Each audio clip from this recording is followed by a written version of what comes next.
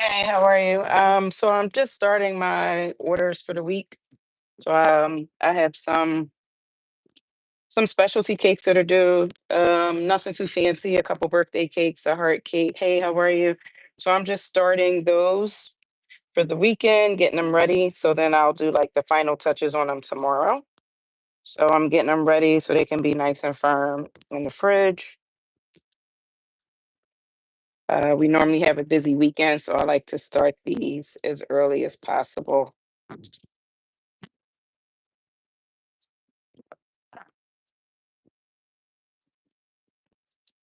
Actually, I need to check and make sure I'm doing the right color. I just pulled out the white.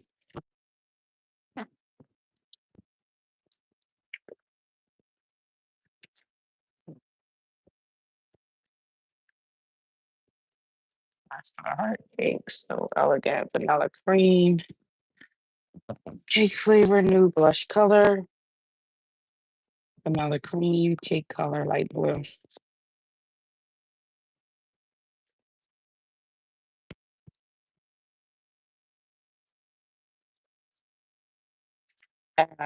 Okay. So that's what happens when you move too fast. Both of these are colors. So we'll make this like crumb coat because this still needs blue. So tip for any of my beginner bakers who's watching, I like to work with frozen, semi-frozen cakes when I'm decorating because you can easily scrape off or you don't have to be super soft with them because they're frozen and you don't get a lot of crumbs. So you don't have to, I normally don't do two coats like a crumb coat for a small cake like this. I only do one coat. So now that I know this needs to be a teal blue, this needs to go in the fridge and then we'll do the next color.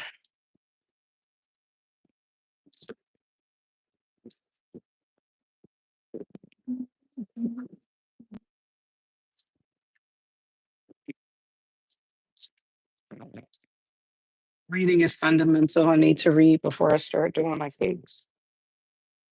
What's the heart cake? Heart cake is, oh, this is the heart cake, light blue. Can blue icing on outside be more teal blue? Okay. This one is a nude color. Oh, both of these are heart cakes. Okay. This is a small heart cake. Okay.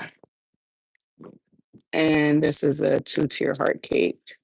Vanilla, cake color white, buttercream, white, and pink. All right. So let's start with this one and let me make sure this one is the 6-inch 12 to 15. Color, buttercream trim. Color, cake color is white, and then white and pink. So I probably should have started with this one first. I prepped for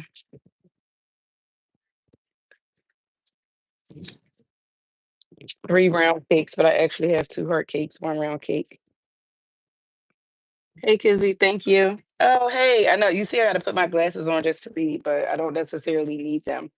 Um, Thank you. I'm so glad. I'm trying to build up my YouTube community, and this is my first time going live on YouTube. I go live on like TikTok a lot, but I was like, I'm gonna go live on YouTube. I've never gone live. I guess it works the same way. So we shall see. So I've already taken this round cake and cut it. So it was a round cake, and now I'm about to make it a heart cake. So I'm sorry I kind of skipped out on that part. Basically, I'll show you real quick. This would have been the whole cake, the whole round cake. I cut 2 diagonal pieces and I call them like bunny ears. They're not bunny ears, but that's what I call them. So you're making like one edge of your cake a triangle, and this is going to be the point of your heart. You're going to spin it around here. You're going to add these two on the top, and that's what's going to give you the shape of your heart. That's how I turn a round cake into a heart cake. Because for me, it's more work to bake a whole cake and then make it a heart shape. I feel like you waste cake that way. So I'm always, all of my cakes are always round. So I can always take any round cake and make it into a heart cake. And this is going to be a 2 layer. So I'll show you how we do that. Now this one will need a crumb coating because we're kind of like building it into the heart. So there's going to be a little crumbing. We kind of stick them there like that. That makes sense. And this is going to make our heart shape. See?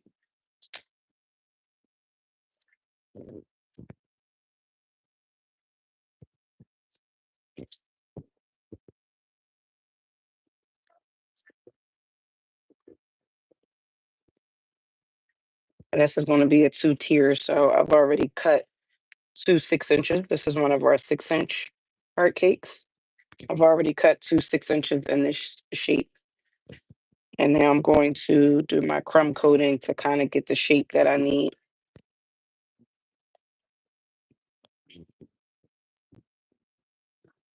And then we're basically going to do the same thing all over again. I always spin and put my bottom of my cake is on the top so that you have a flat surface. You just line that up and do the same thing.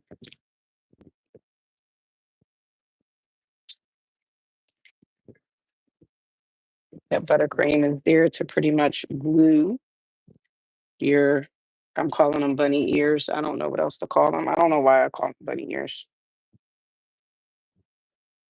Actually, I always think of Mickey Mouse when I'm doing this because when I'm looking down on the cake, it looks like 2 Mickey Mouse ears.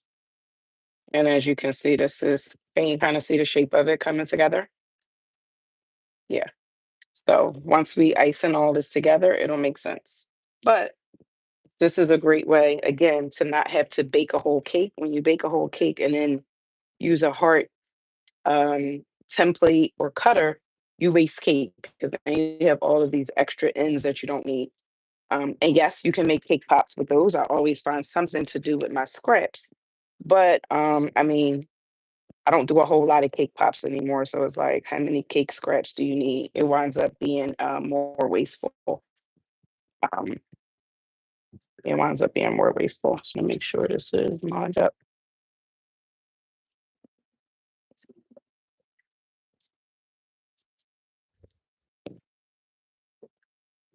So as you see, it just makes it taller. So I have a heart cake that is a 1 layer and then a heart cake that is a 2 layer. 2 layer just going to allow it to feed more people. So this cake is a cake to feed 12 to 15 people because of the height.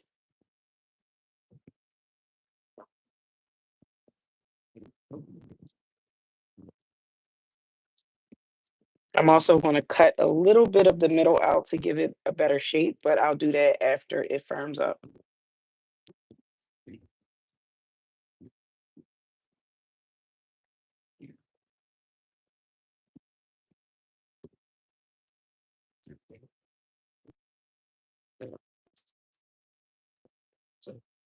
If you haven't subscribed to my channel, please do so. I've been posting a lot more videos.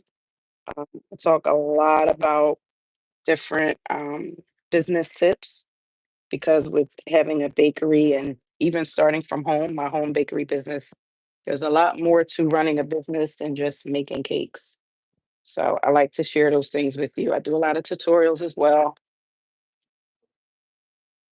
And I like to put content that is meaningful and helpful because even now, of course, we all go to YouTube looking for those how-to videos and um, videos that'll help in our business and our lives and your skill set. So that's what I want to bring to my channel. So if you have not yet subscribed, please go and subscribe.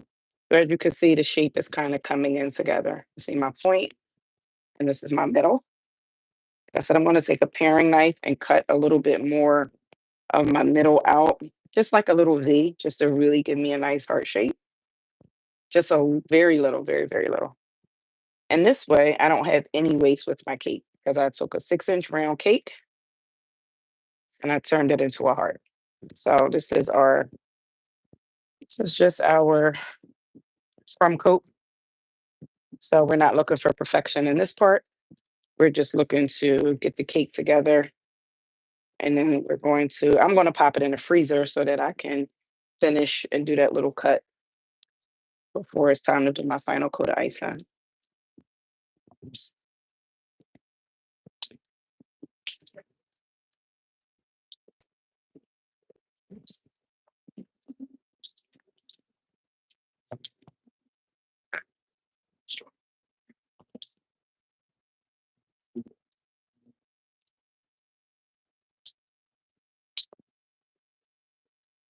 Um, let's see. I can do this vanilla one really quick. This is just a quick 8-inch, pretty basic birthday cake for someone. They're picking this up tomorrow. So this is kind of like the easy one to do.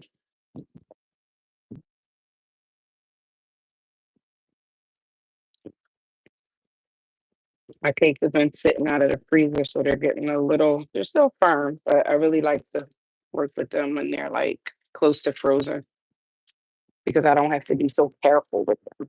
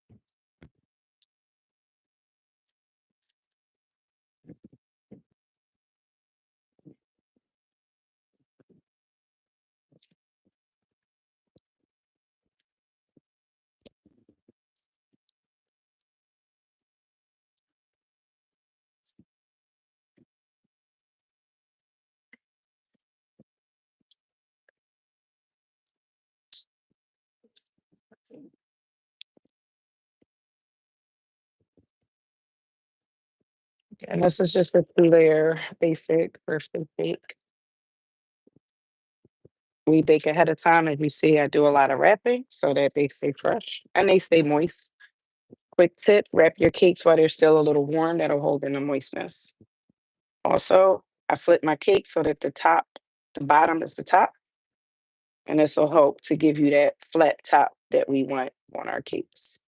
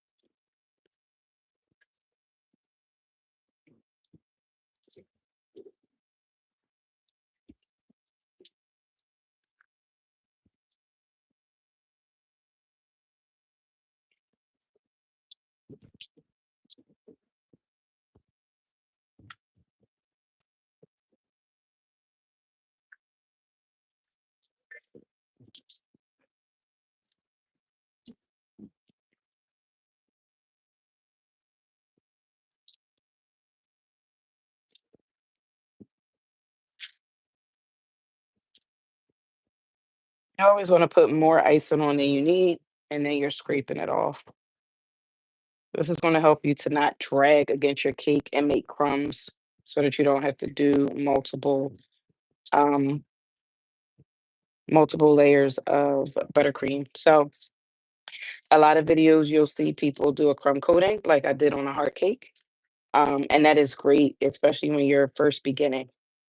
But the more you do it, you'll start to learn different techniques of how to do one's coat.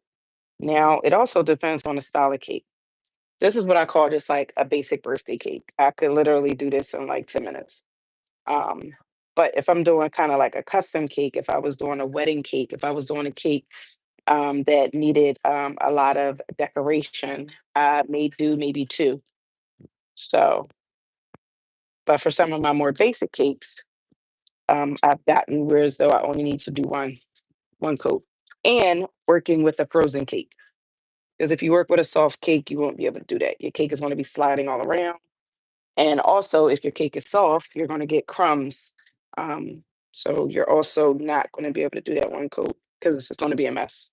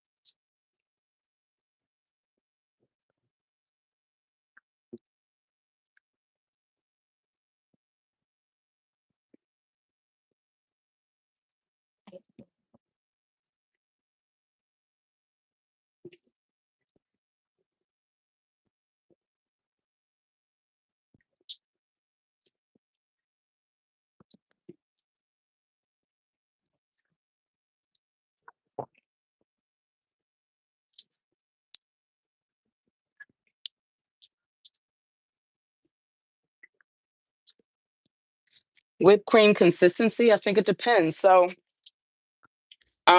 if you're doing a whipped cream, you can do the same way and use one coat of icing as long as you're using a frozen or semi-frozen cake. Yes, so I use either American buttercream. I also use a Swiss buttercream or an Italian buttercream. Swiss and Italian have a much softer consistency than an American buttercream. It's a lot softer. Um, Kind of puts you in the mind of like whipped cream. It's very light and fluffy if you've ever used it. So it's the same way. It's really using that frozen cake is what's going to help. Now, there's going to be times where you may have to go back and just touch it up after you bring it out.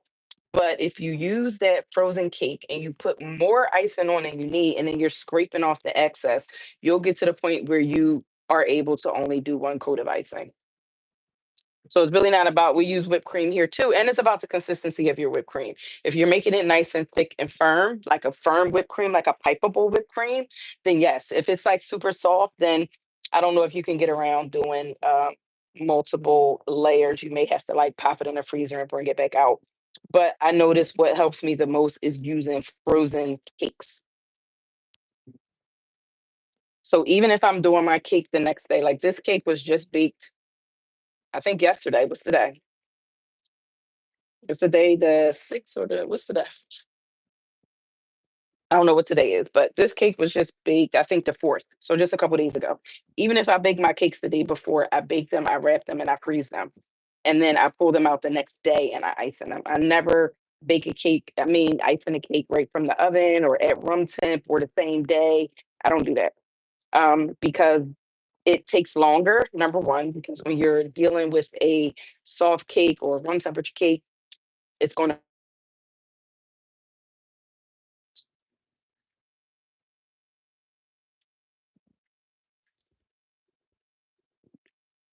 Sorry, guys, phone call.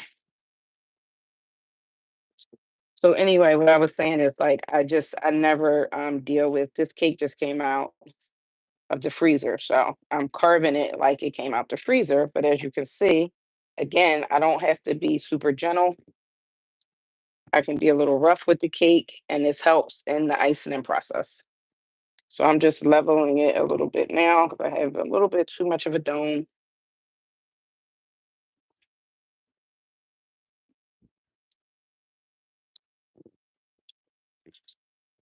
Yeah, because I want it to be nice and flat. So this one is actually, the other cake order was for another heart cake, but one layer. Yeah.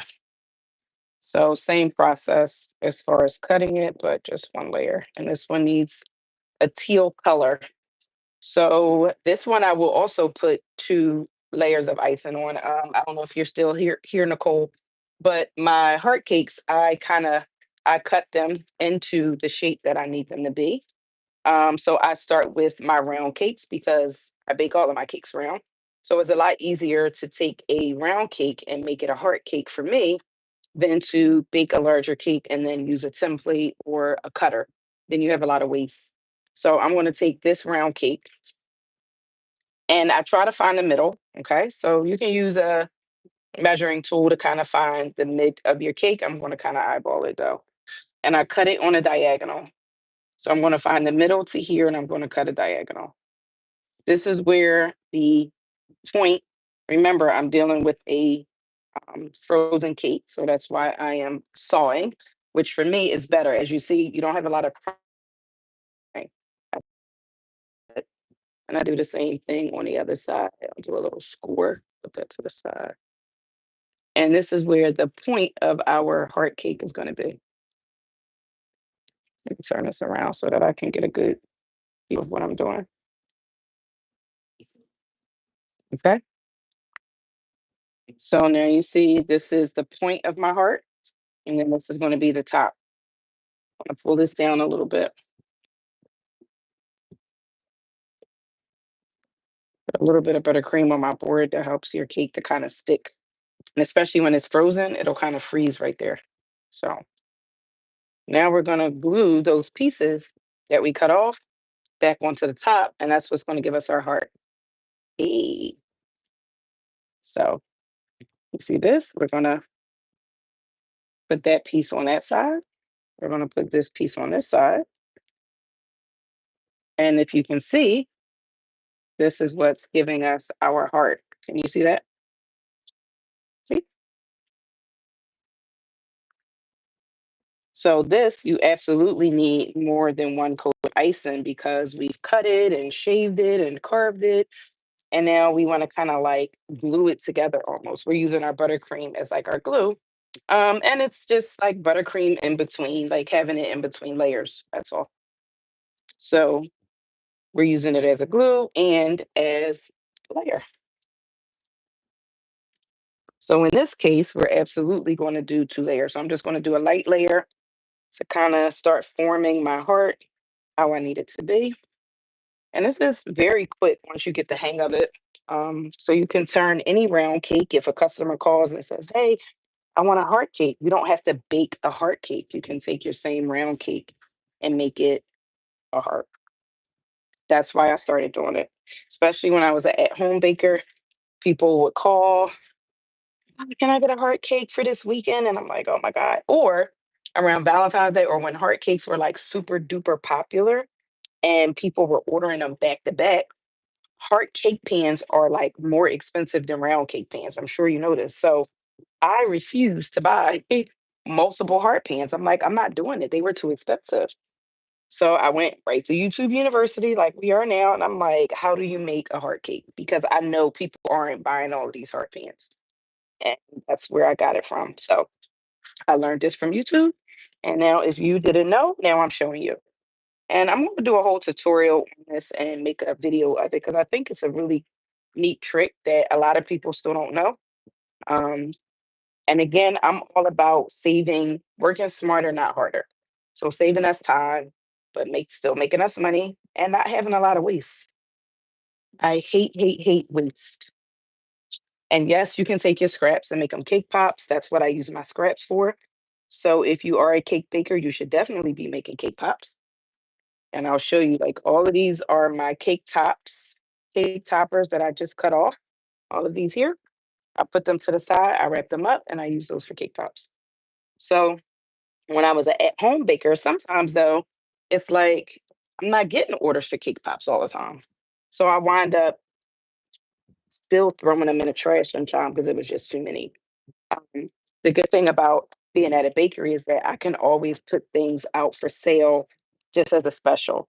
So especially on the weekends, a lot of people come in with their families, with their kids. So I can take all of those cake toppers from that I've done on cakes from the week and use them. So most of our cakes don't bake with a dome. I try my best to not get the dome so that I don't have that issue. But sometimes, every now and again, they do.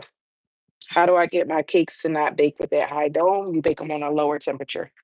Everything doesn't have to be 350. So in the bakery, we use a convection oven. It's a lot stronger than your at-home oven. So if I was baking at home at 350, I would bake it here at about 325. When I was home, I started baking my cakes at about 325, lower and slower. I wouldn't get that high dome. I don't like the high dome because when you're doing layered cakes, you have to cut that off. So here at the bakery, I bake them between about around about 315-ish. That's a nice temperature for us. And I don't get that high dome. But every now and again, if we're rushing or we had to bake the oven set on something else, we might get a little bit of a dome, and that's okay. But overall, I would recommend trying not to get the dome so that you don't if you level your cakes. If you don't level your cakes, then I guess it doesn't matter if you have a dome or not. So it depends on um how you do your cakes. So this is the first coat of our heart cake. And you can see we took that round cake and made it into the shape of a heart. See? So I'm gonna pop this in the freezer. This one is getting like a teal color. I gotta see what teal is because some people's teal is more greenish, some people teal is more bluish. So, but I feel like I have some food coloring that is specifically teal. So I gotta go check. I think I finished the 8-inch one that I was doing first because that's easy peasy. It just gets it's no color. It's just for it's just a easy birthday cake, just all white trim and then some writing on it. So I might go ahead and finish that one off first and then worry about the heart cakes. And that's it for tomorrow. So I got a heart cake, cupcakes, heart cake, and then a heart cake, cake pops, and some dessert shooters. So that's what I'm working on.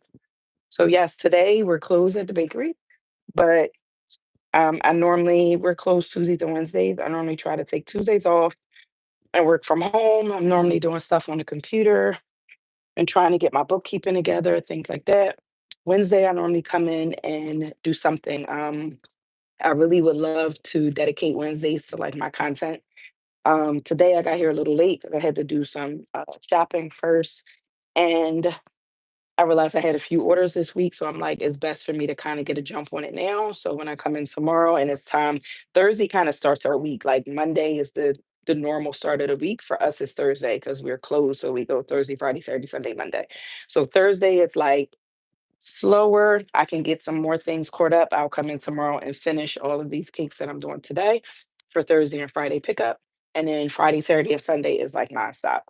So I gotta like be ready. So we're doing everything in here on Tuesday and Wednesday are our big like production days. Chelsea's in the kitchen getting the cakes in and the cupcakes and getting everything ready for the week. So when we open up tomorrow, we're ready. So I'll be back. Let me go grab one of the other cakes.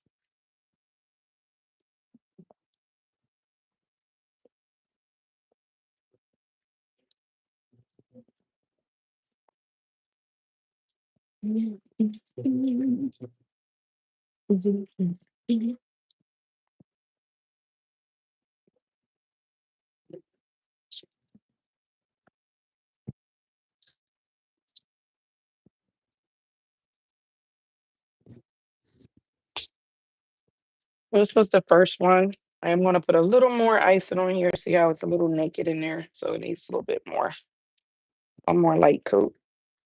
This was the cake that was a little softer. It had been sitting out of the freezer a little longer than I would have liked. So I'm gonna put a little bit more icing on this one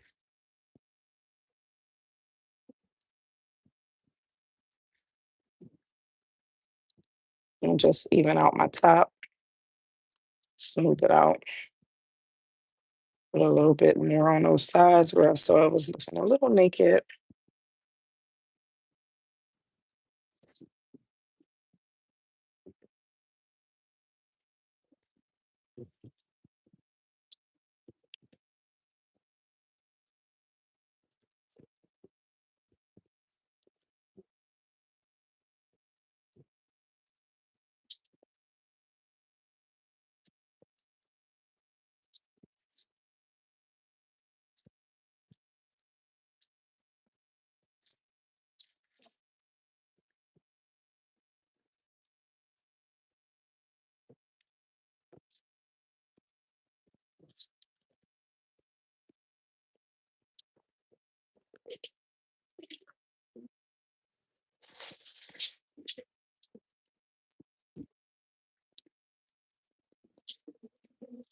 So you see, so just putting it in the fridge helps to firm it up a little bit and it makes it easier to smooth your buttercream.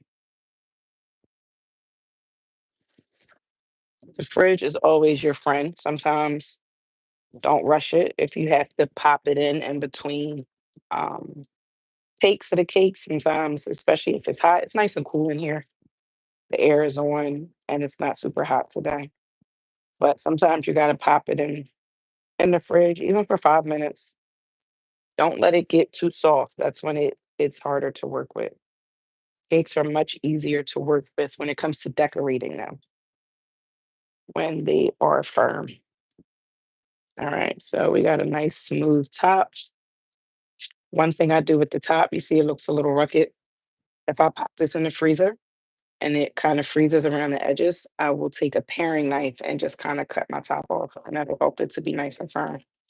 I mean, nice and straight. Now, because I'm going to put a border on this, I'm not as concerned as my top, my edges being super sharp.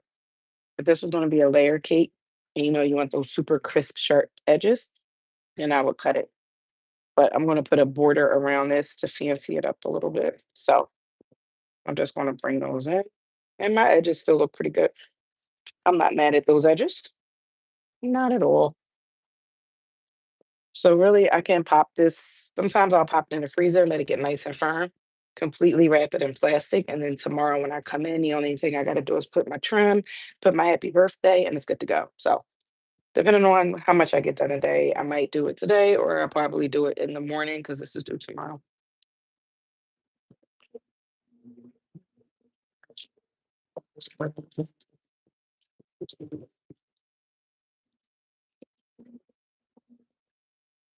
All right, so let's look at these colors I needed for this other cake. One is a blush, one is teal, and one is white. Okay, let's pull the white one back out first. That would make sense. And clean up some of my mess. One of the heart cakes were white, so let's do that one. Obviously, do everything that's like white and easy first, and I go into the colors.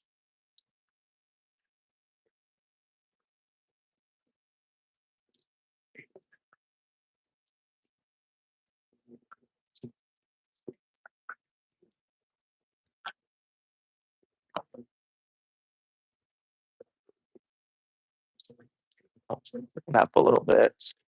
Clean my hands, clean my area,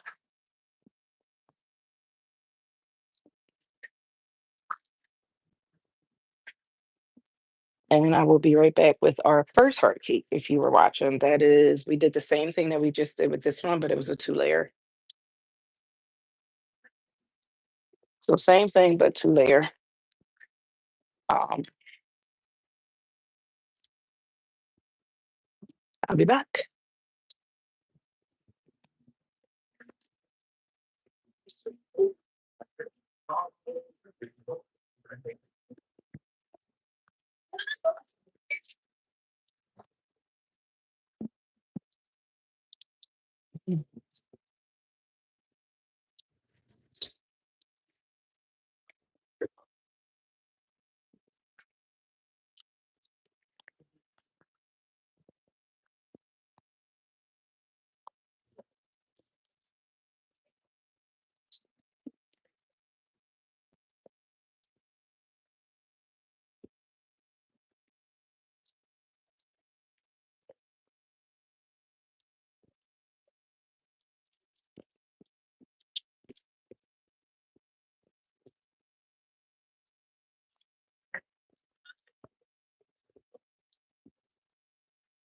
Okay,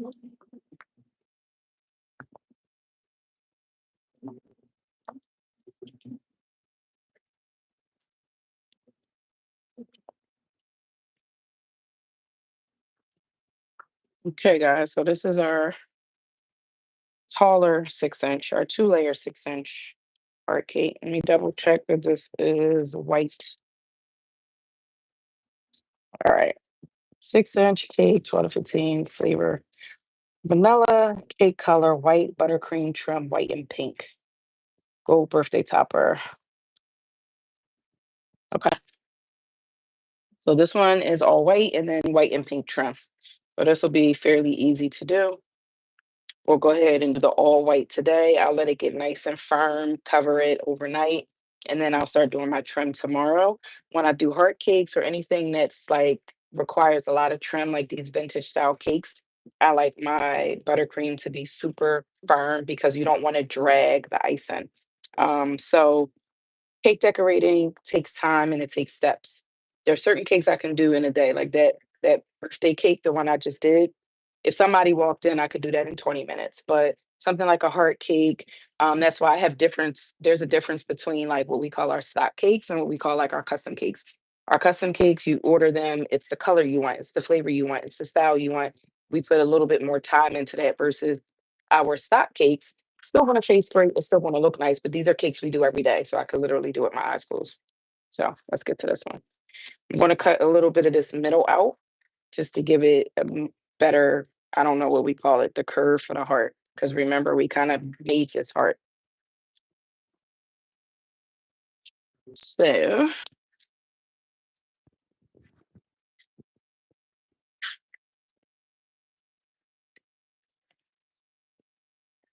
I'm just gonna look at it from this way and find the better.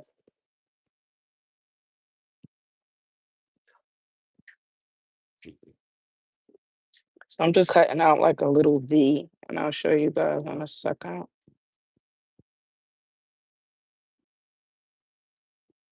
So I only cut out that much. Let me show you. See, just a little V to kind of give it more of like a dip. Does that make sense? Let's put that to the side.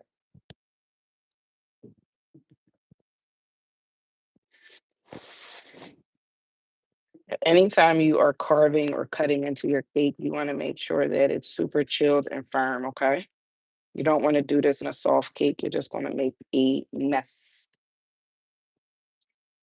All right. So, yes, this is going to give us a little bit more of that indentation for our heart that we want. That's all. Perfect. And then we're just going to fill that in with some icing. Put that to the side. Actually, trash because it's just like a mess.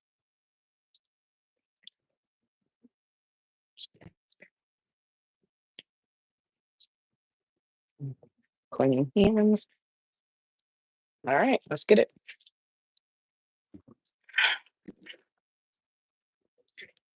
Just fill that in, obviously.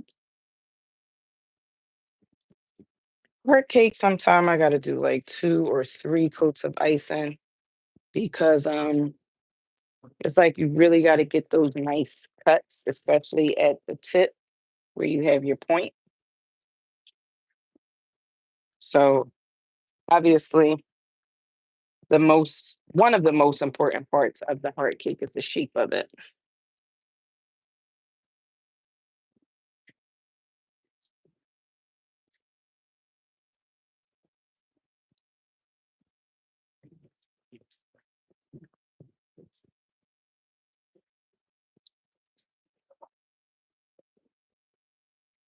I like to do mine with a piping bag just because 2 reasons. Number one, starting to get carpal tunnel. So all of this extra stuff around the sides, it takes too long for me. I don't like it.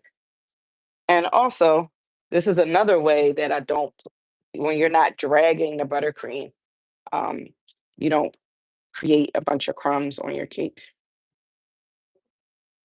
I always put more on. I know it looks like a lot, right? I always put more on and then take it off. So as I'm giving myself kind of that grace and that time to be able to smooth it, and I'm taking some off, I still have plenty on, so I don't have to keep putting on coat after coat after coat after coat. I still press this size into the cake because you don't want any air bubbles between your icing and your cake, because you will see them later or tomorrow, or your customer will see them later where you'll get air pockets. So make sure that you just go back and kind of press a little bit to make sure that your buttercream is actually adhered to your cake. Now the heart cake will start to come together as far as the shape.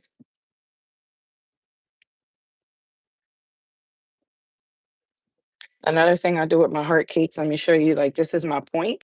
So I don't go around like a circle. This is the point. I start at my point and I like to take it backwards so that I can really get a good shape on the edge.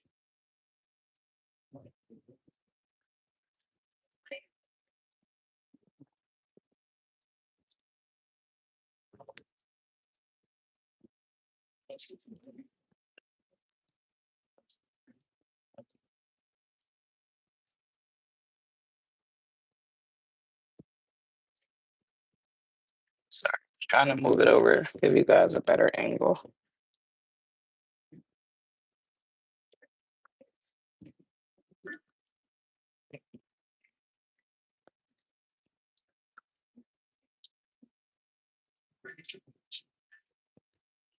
So everything gets pushed to the middle. This is our edge. I don't go around. I always push it to the middle and bring it back. Same thing on this side. I'll push it to the middle and bring it back because that's where that point is. That's another thing I like about building my own heart cake. I feel like I get a better point.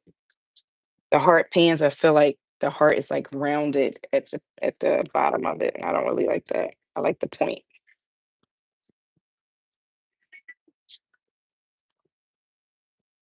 Make sure that your cake is straight, obviously. The trickiest thing about the heart cake is probably the smoothing process and making sure that it looks like a heart and doesn't wind up just looking like a big circle. And if you just keep going around and around like you would your round cake, you'll wind up with a round cake that kind of looks like a heart, you know? And the point is you really want it to look like a heart. So this is my point down here. I'll start from my point and bring it this way. And then I'll go to this side. So this is my point. I'm going to start here and bring it back. And then I go to the other side and I do the same thing. I'm not good with my left hand, but just to kind of give you an idea what I'm saying, I'll go to this side and I'll do the same thing and bring it back. So I'm bringing it this way. That makes sense. I do the same thing if I'm doing like a square cake. I don't go around at the edges. I go to the point that way and I go that way so that you can create a good point. And then once you firm it, you're going to really be able to bring it back out and really create a nice point. Like the point on the heart cake is super important. The point. So this one is all white base and then a white and pink trim. So this will be fairly easy to finish up. Once I get a nice smooth foundation, the trim is just going to make it pop. You see how tall this cake is now? So that's why when we talk about the amount I charge per serving. So this cake is still a 6-inch cake. I didn't cut any off of it because remember we cut it, but then we put it back onto the cake. So this cake can feed roughly 12 to 15 people. Why can it feed 12 to 15 people? Because it's taller. So when they cut it, they can cut that slice in half. Now remember, when you are thinking about serving sizes as a cake decorator, now it depends on what type of business you're doing. If you want to give away cake, then you can assume that they're going to cut it in big chunks because they might, right? A lot of people just get a cake and they just hack it up.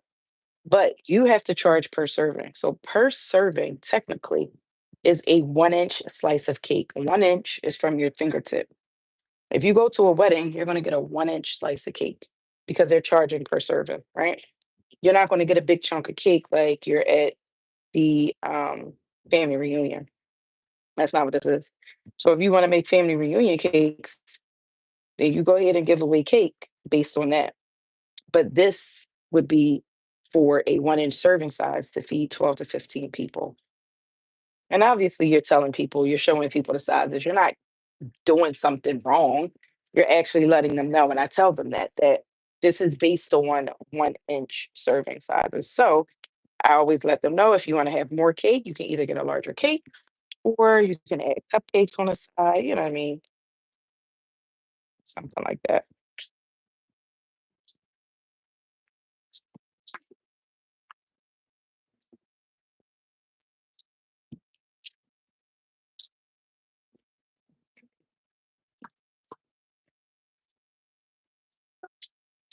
What you looking for?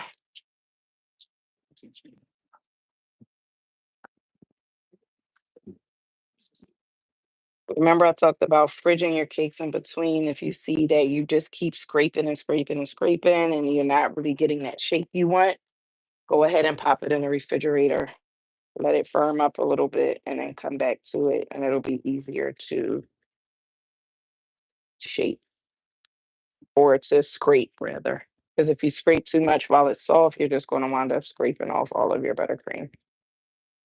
You can see I keep doing that back here.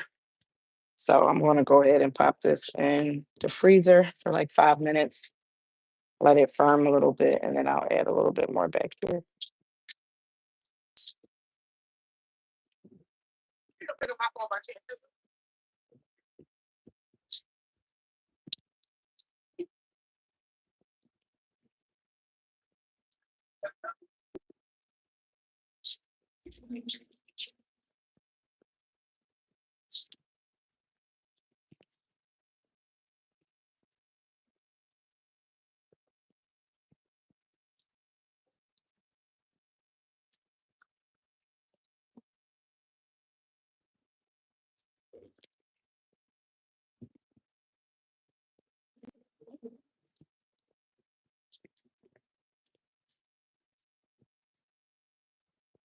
I'm not a baker, but you popped up on my feed. You caught my attention. If you throw a bunch of words into your description, it will bring more peeps. I love buttercream. Oh, thank you, Cindy.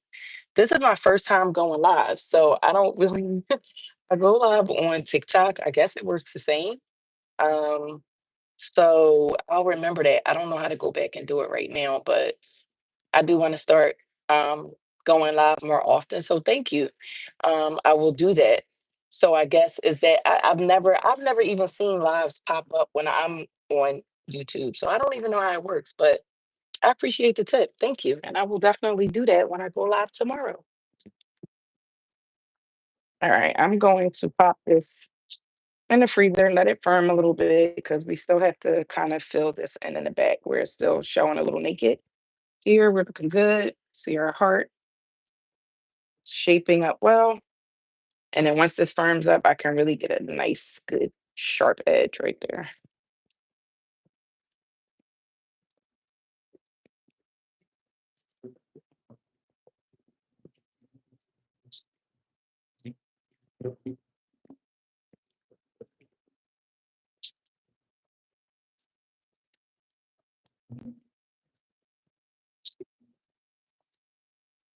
So I need a blush and a teal color.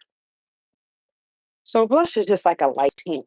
So let's do that one first because I have some pink buttercream left over. And if I add a little bit of white, we can make it blushy.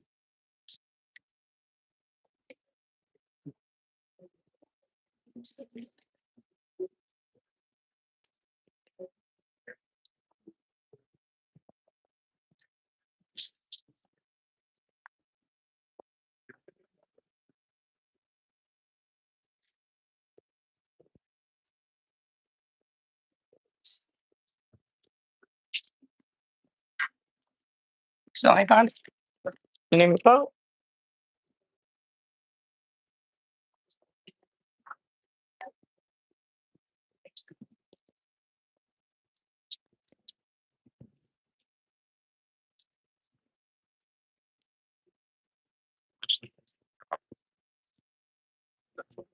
So when I do, I hate doing too much color and having some left over. I used this yesterday. I had a little bit of pink left.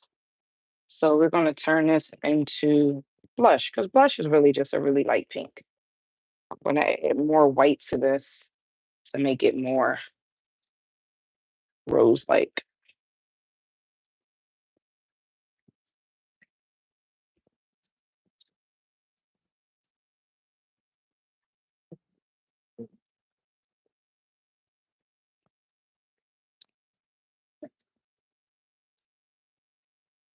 Blush and like nude are like some of my favorite colors to do.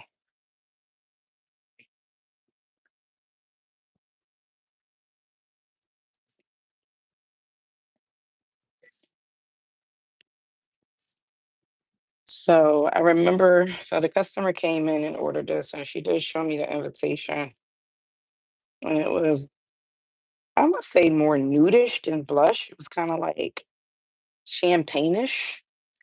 So I want to add maybe like a little tan to this. 'Cause I think it's more of that kind of not pinkish blush, but like nude like blush. So let's see what color I have in the back to make this a little more nude.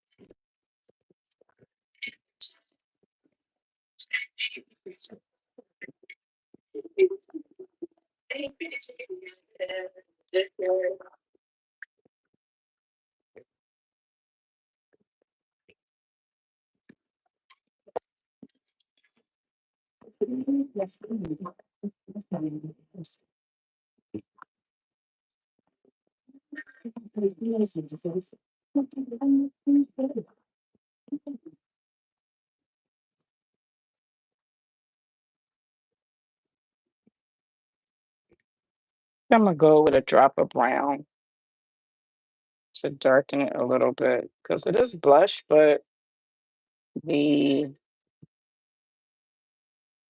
more the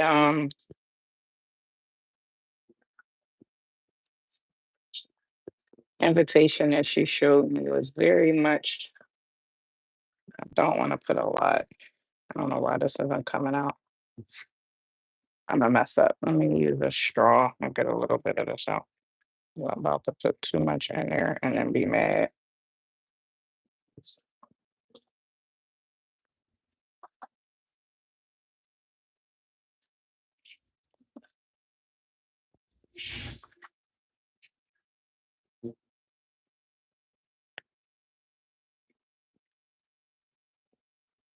Yeah, I feel like this is definitely more. It was more like blush, but not pink blush, if that makes sense. Yeah, that brown gave it more like a nude color. My daughter wrote blush on the paper, but I'm gonna call it nude because I actually saw the color. And for me, I feel like nude. I feel like blush is more pinkish. I could be wrong, but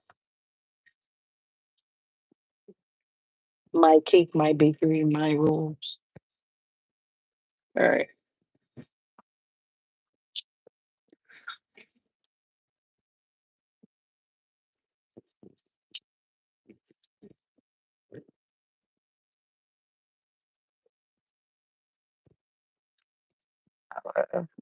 Oh, she put nude slash blush. So look at me running my mouth, and that's what she wrote. Oh, birthday topper, buttercream, Cleveland. Yeah. Okay. So this is just a basic one layer 6 inch. That's what I have. Blush, gold topper, easy peasy. Let's go.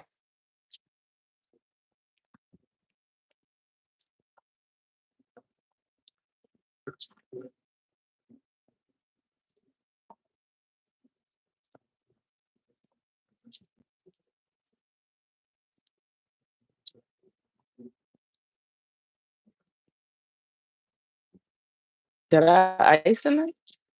If so, what I do with it?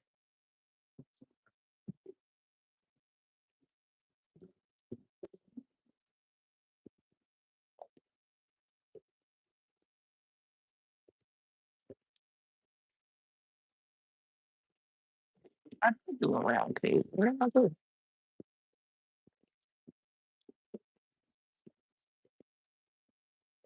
Oh, I put it down here. I'm looking all over for the cake, y'all.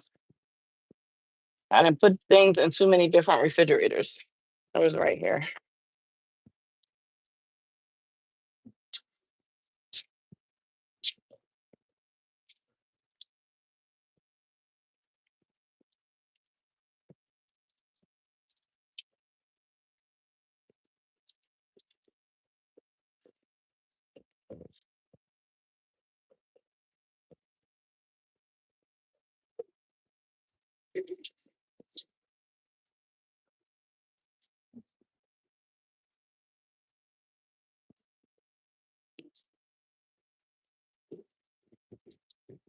Yeah, this is a nice blush nude color. I love this color. And they're getting some cake pops to match. This is going to be really nice for the cake pops.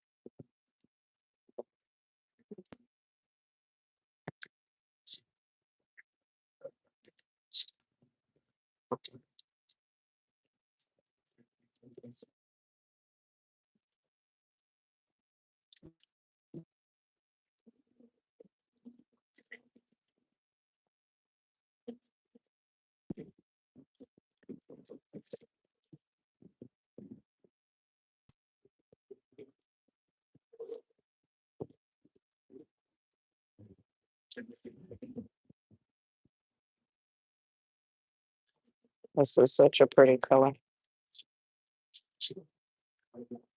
Perfect. Perfecto. Now I got to figure out this teal color though. Is teal more greenish or more blue? I like when people ask for colors like teal. Because my idea of teal may be different. I'm gonna go online and look. I think tealish, to me, tealish is like Tiffany's blue, right? That's like a blue. Yeah, I think Tiffany's blue is like a teal blue.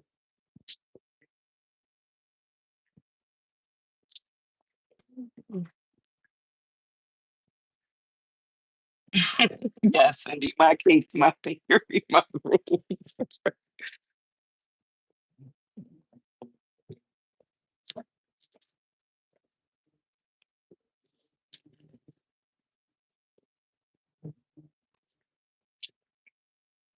I would say like a Tiffany's blue. So I'm gonna start out with like a baby blue and add a little bit of green. So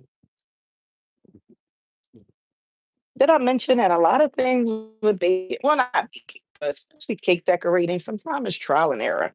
Some things you know, some things you don't.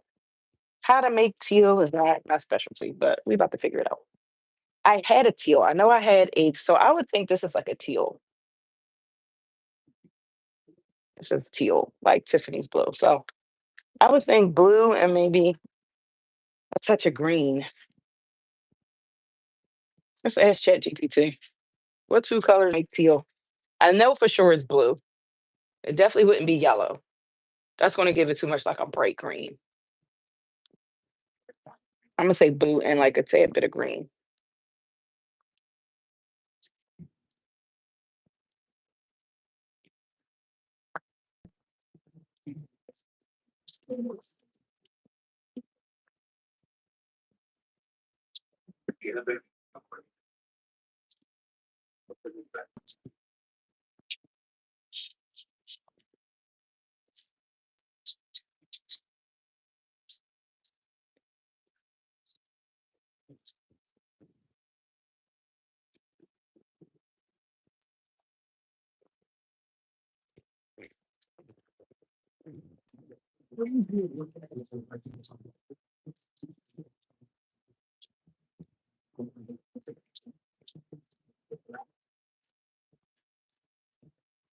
A sort of blue with a hint of green. Other teals are very green.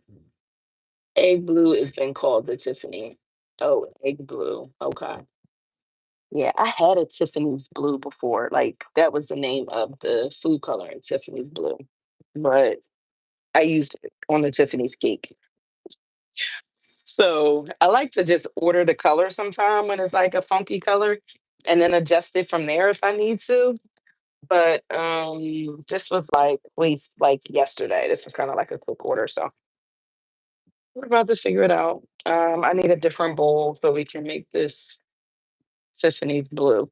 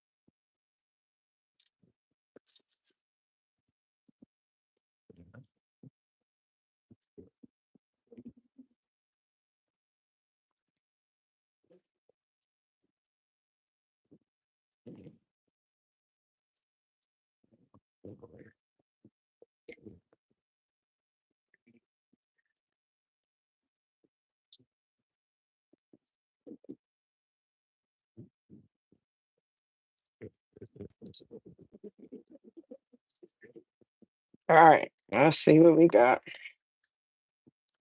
I'm gonna start out with a blue. This is a royal blue, but it doesn't make it that dark if you don't use a lot of it. I'll make it like a light blue. Then let's add some green. I think I need to add a darker green. This is like lime green. I think I better go with like a leaf green or something. Well, Monique, what I need to do first, number one, is do it on a smaller scale. That's where I mess up. I do a whole big bowl, then it doesn't come out right, and then I'm mad because I got to dump the whole bowl. So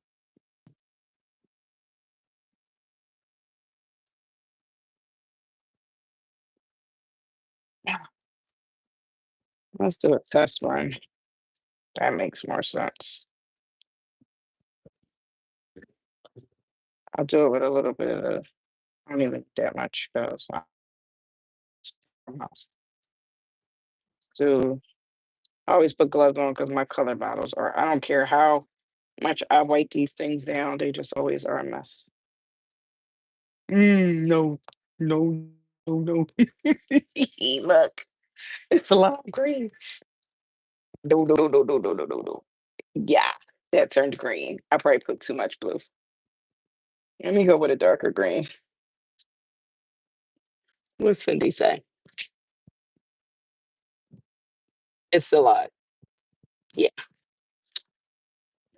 this definitely didn't do it. Actually, this is a pretty green though. This is more like a maybe like a mint green, but definitely not teal. Should maybe I need more blue to make it darker. Let's try that before I start all over. Uh, uh, wait a minute. Maybe we might be getting there. Maybe I just added too much green. Okay, all right. Is this giving teal? I feel like this is giving teal. What do y'all think? I feel like this is giving teal. Is this giving teal?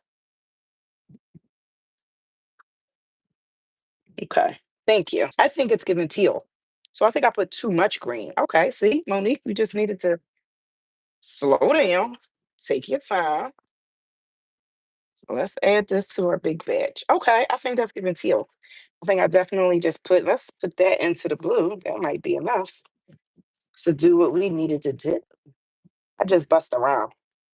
Let's put that into the blue. See if it do what it needs to do. All right. So just a drop. Let's start small and work our way up. People don't realize how much goes into cake decorating. It's a lot. It really is. It's a lot. I love it though. This is the most fun part of my job, which I don't get to do as much as I would love to. I love cake decorating. I would only cake decorate if I had it my way. I would only decorate cakes. And one day that's what I want to have. Like I don't I know how to bake.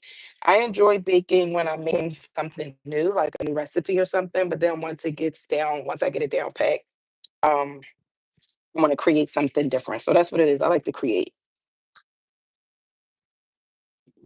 This is actually this looks kind of like a Tiffany blue. I'm gonna put one more drop, little half a drop. I need to write this down, Cindy, because next time I'm gonna be like, what did I use?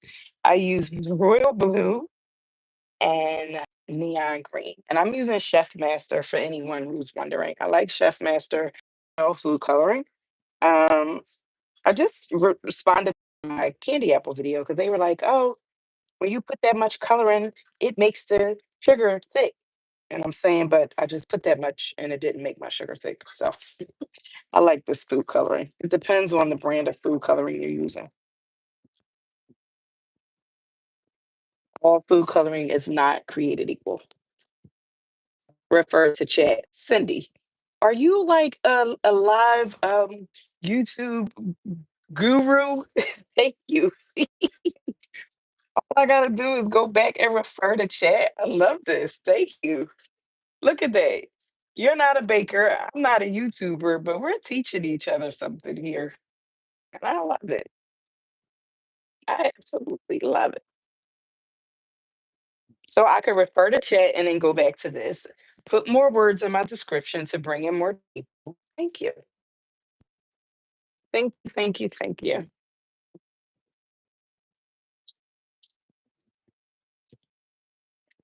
All right. So let me be sure which one was. All right. So our short royal, our 1 and 6 inch heart cake, light blue.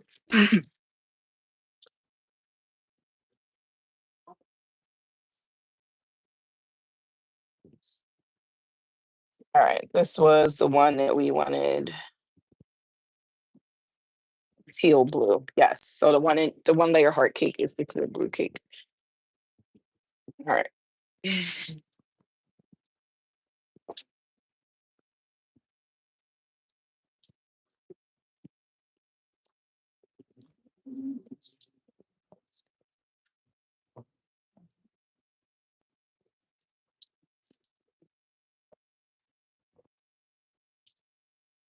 All right. This is our 1 layer heart. Make sure that Did my extra carving in here. I'll fill that.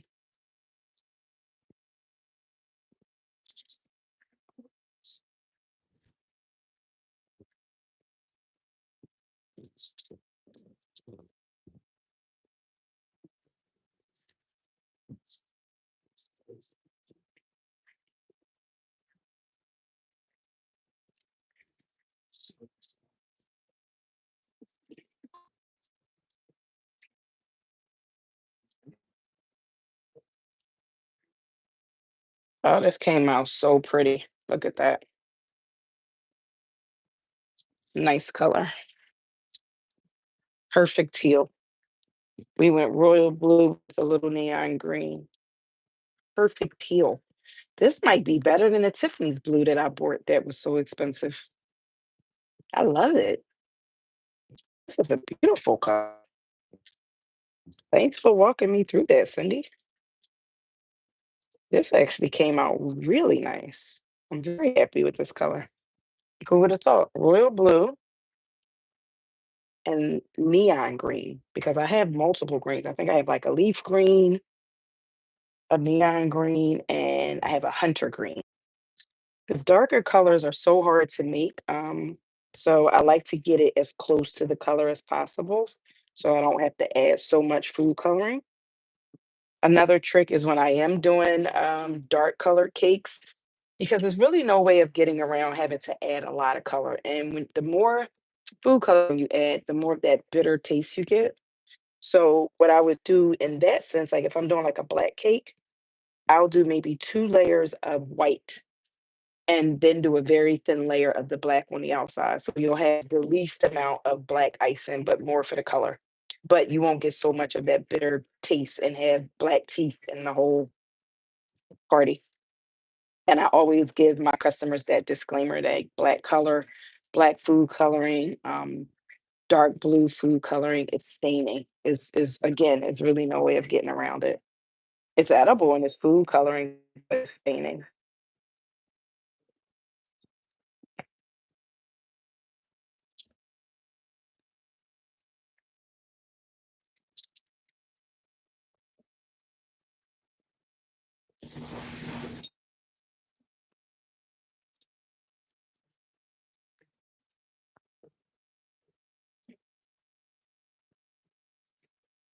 And again, remember I talked about working with like a frozen cake. This cake was in the freezer after I did that first coat of icing. So my buttercream gets nice and firm immediately, like makes it a lot easier for me to smooth out.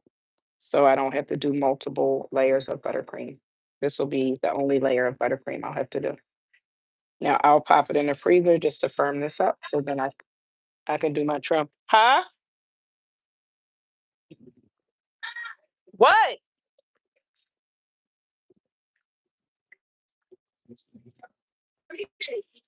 Girl, you got me thinking I'm wrong.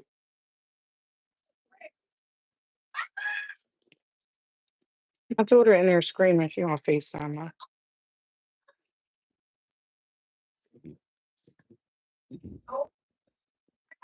Nice. This color came out really, really nice. I'm definitely when I'm posting this, so just a little tip, like with social media, sometimes it's all about the wording, right? Just like Cindy was just saying with my description. So I'm definitely going to post this as like a Tiffany blue um art cake. Nice and smooth. We're gonna finish off my edges after I pop it in the freezer. I'll show you. It makes it so much easier if you pop this in the freezer. And then I take a paring knife and it's almost like I just cut my edges off. So then I have those nice sharp edges. I love this color.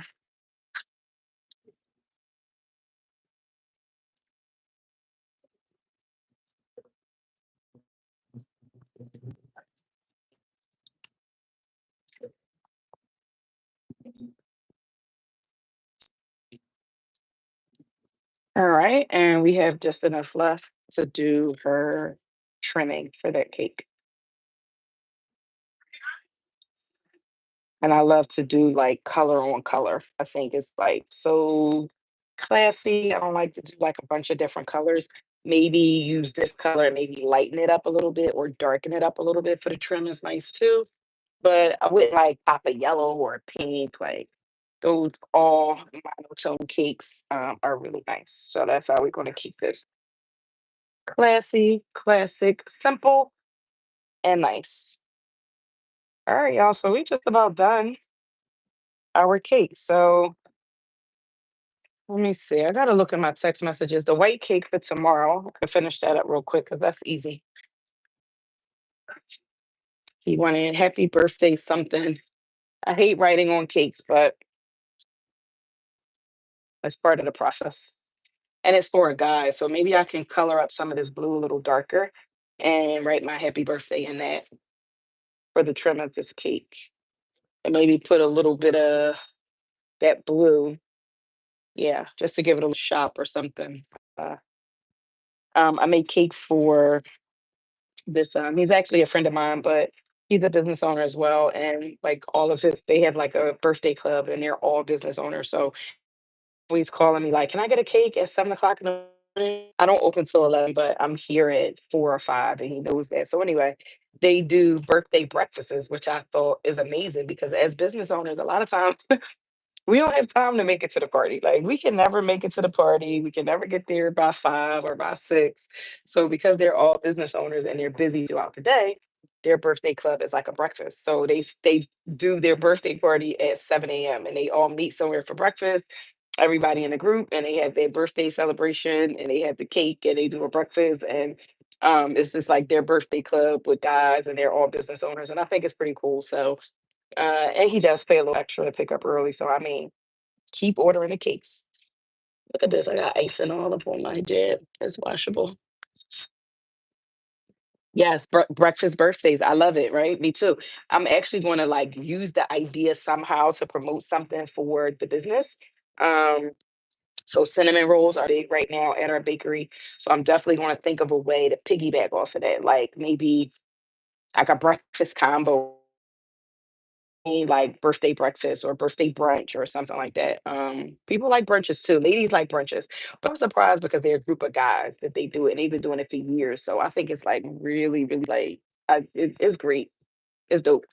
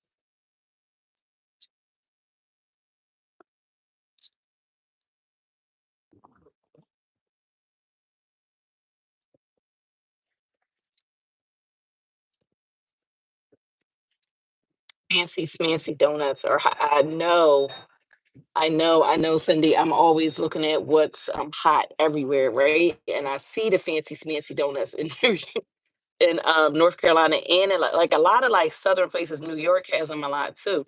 And I really would love to make donuts here at the bakery, but I don't want to fry anything. I don't have a fryer, and it's a lot like with owning a place in a business, like when you start frying, then I need to get a hood, and you have to have a place to dump the grease, and it's a lot that goes with deep frying that I'm just not prepared to do. So I would love to have donuts, but it's too much that goes into it for me. And I do so many other things that it's just like I don't think it would probably be worth it for me to do donuts. So I'm gonna pass on that. But I did say that maybe I'll maybe have like a pop-up day or like a special weekend where maybe I'll bring in like, just those portable type deep fryers, and maybe just do it like once a month, or like maybe I know they have like National Donut Day or something like that. But other than that, I just frying. It's so much. You gotta have. It's like Cindy. I don't know if you. You gotta have a grease trap, which is something that has to go into your drains. And like, I didn't have to get all of that with the bakery, which saved me a lot of money with opening. I didn't have to get the hood. I didn't have to get the grease trap. You have to have a place, like I said, where you dump it at, where you store it at. So, like, health department wise, is a lot more that I really don't want to go through. But I do love donuts. So maybe I'll figure it out. They have baked donuts, obviously. So I'm like, maybe, like I said, I'll do it like a specialty thing, or maybe like National Donut Day or something like that. Just to bring something new and exciting to the bakery, but definitely not for every day. But fancy smancy donuts are super duper dope, and a great profit margin because it does not cost a lot to make donuts. But it is a lot of cleanup and all of that. Yes, I love the cinnamon rolls too. I love, love, love, love. So happy about the cinnamon rolls. That's a lot of work too, but it has nothing to do with grease. It's just like a lot of physical work and very time consuming. But we're figuring it out ways to make the process easier.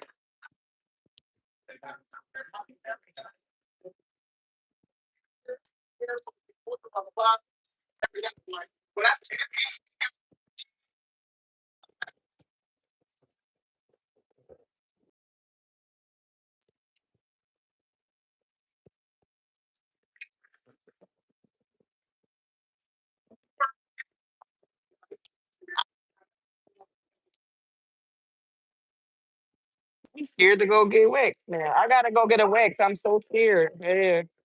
I want to go get waxed. I'm scared. Yeah. And I couldn't get a mirror because she's not there none of the day, yeah, that I need to go. Yesterday was the last day she there. And I was like, I'm really scared to go. I am.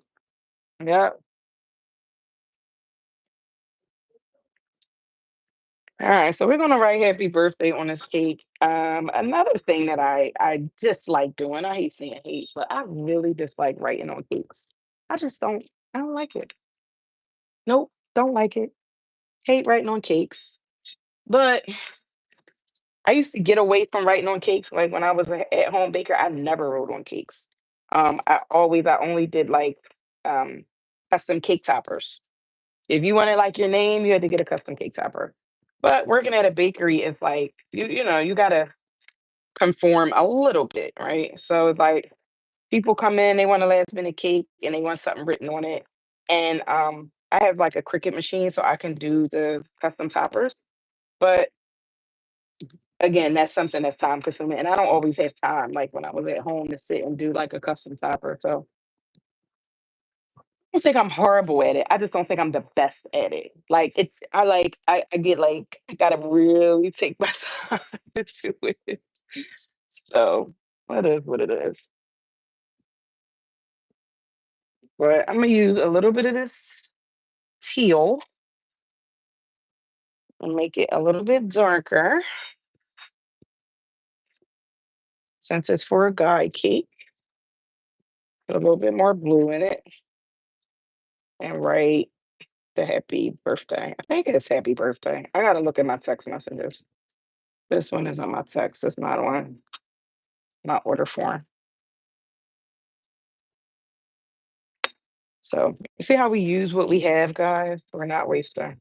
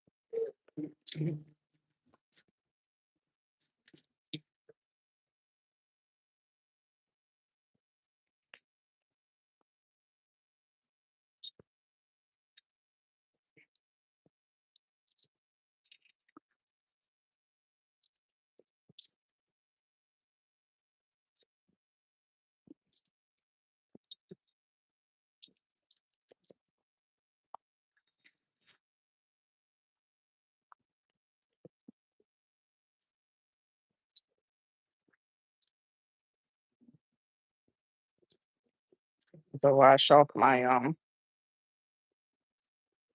spatula. The last little smooth of this cake.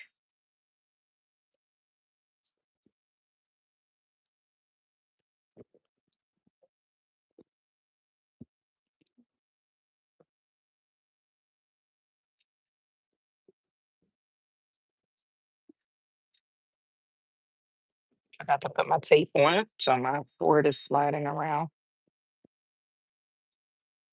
So once that cake is firm, it's a lot easier just to go around it one more time and get that last nice smooth that you want.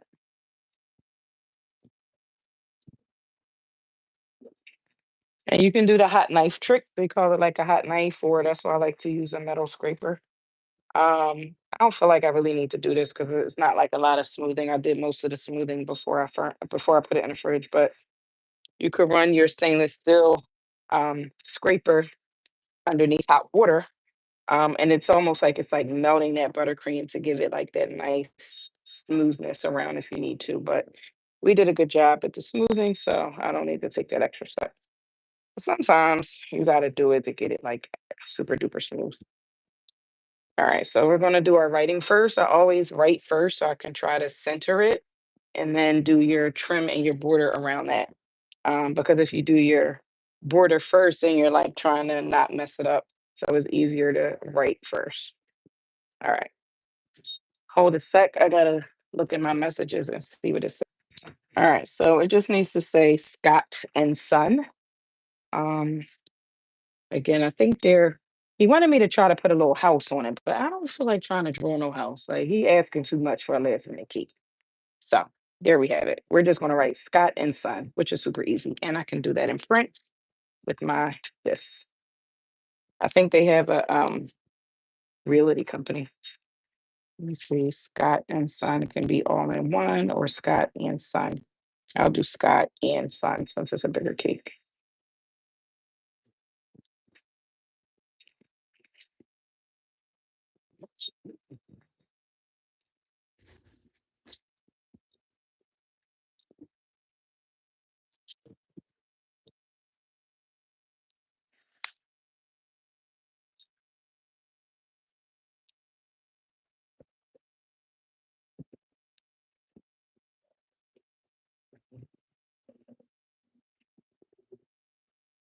I'm gonna show you my writing. It's not so bad.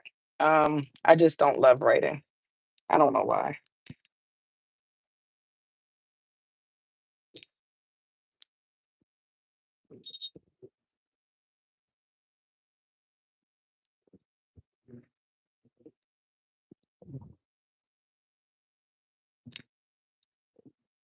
See, let me show you. It's not so bad. It's really not bad at all. I just don't love writing on cakes. I don't know why. Let's see if I can show you without messing on my cake. See, it's not bad at all. It's better than it used to be. So because it's a bigger cake and it's for guys, I like to do print. I'm always thinking about stuff like when it's for a guy to make it more masculine and not make it so frilly. And I feel like the cursive writing is like fancier, frillier. So I like to do a print if I can when it's for a man. And I'm just going to double it so it'll stand up a little bit, nice and thick.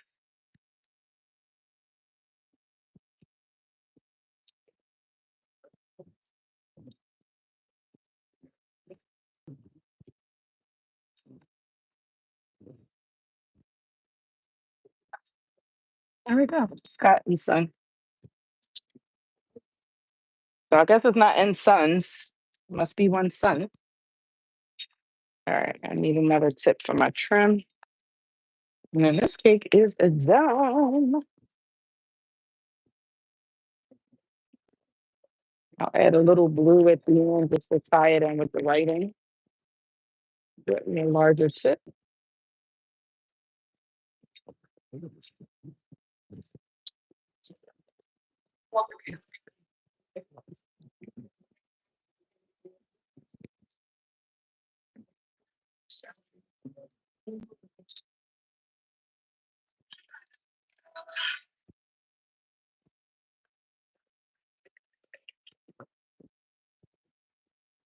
Mhm.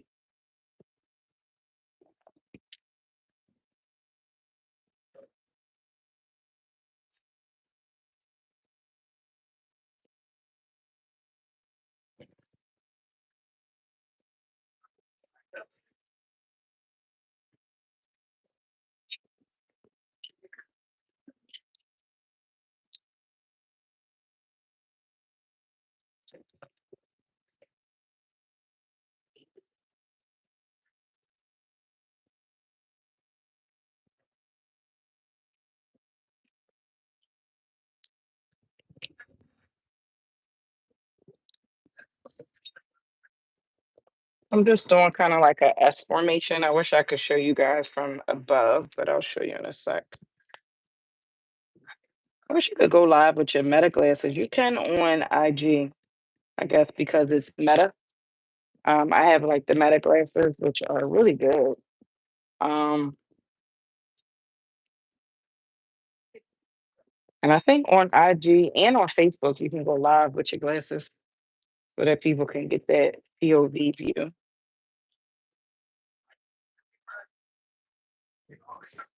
So just instead of doing your basic shell border, I'll just kind of do just like a S5.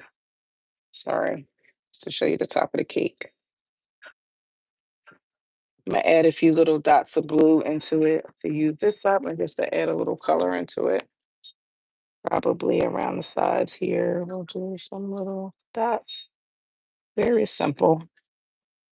This adds a little color and ties in what we have going on down the bottom. Very simple little elements just to add a little color to the cake. That's it. Let me see.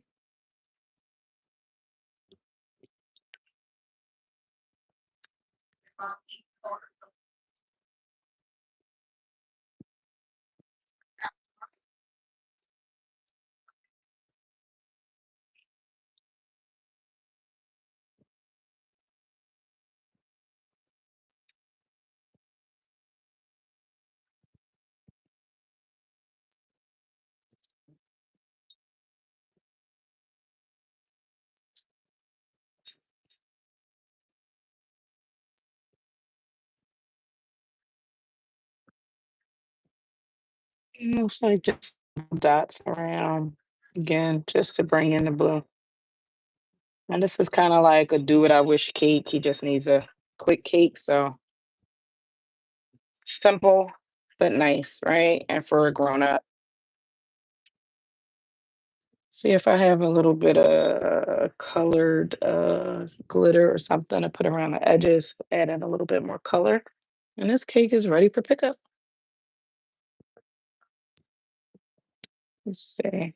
As I walk away, I can see this side looks a little lower. So all I do is to like level it out.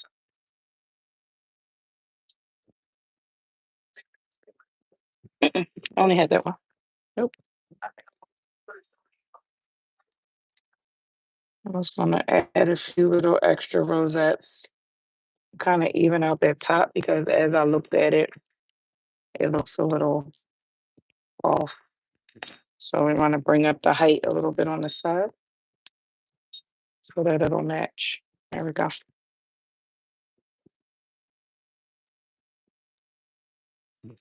That looks better.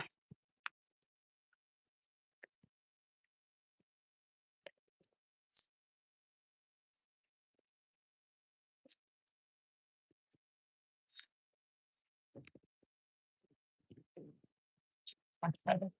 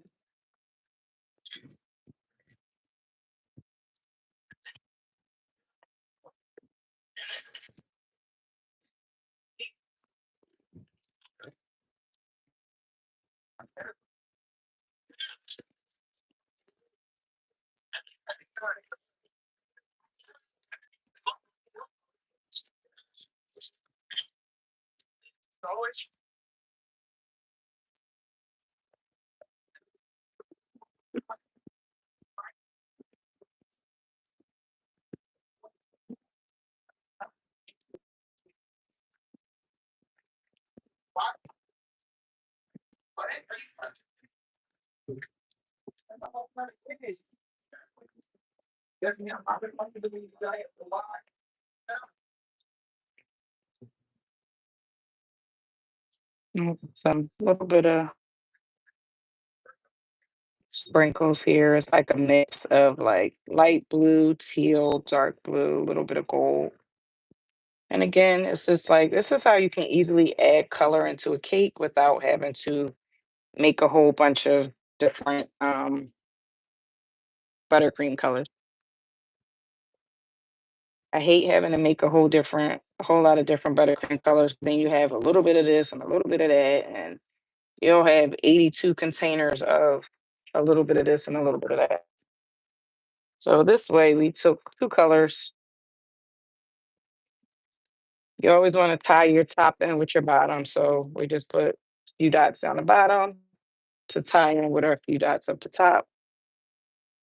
And then it just says Scott and Son, add a little bit of sprinkle around the edges, a nice trim, a nice border, and we're good to go.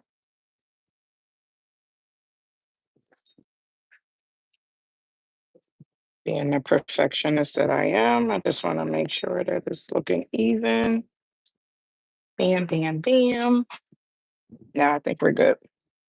Let this firm, and then we'll slide it into a box, and it's all ready.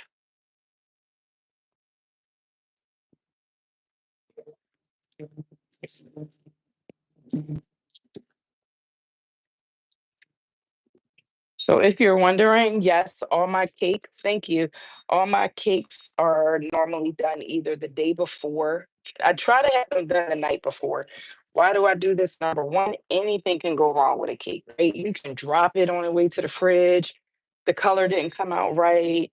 Um, it's too hot in here and it's taking you longer than you expected.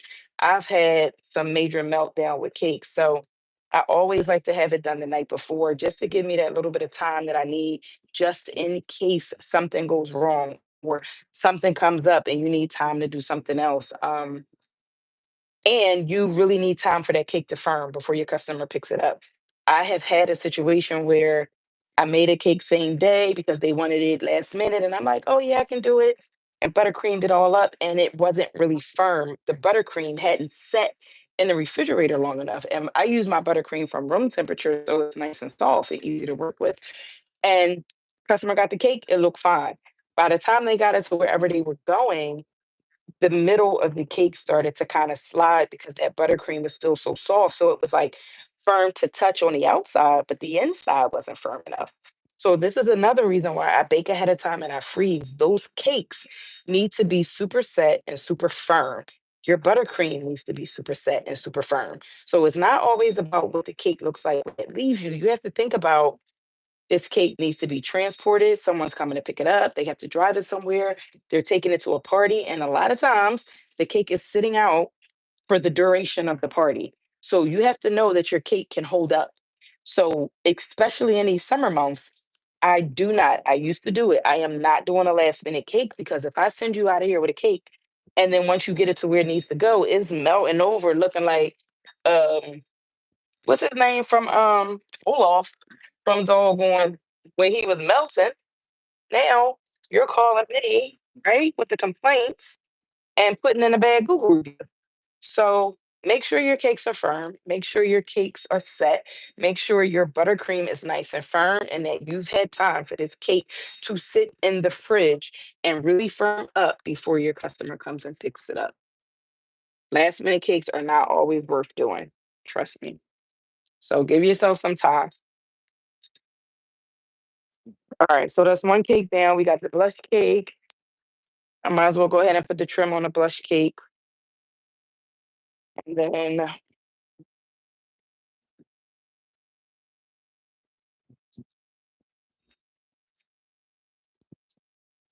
mm,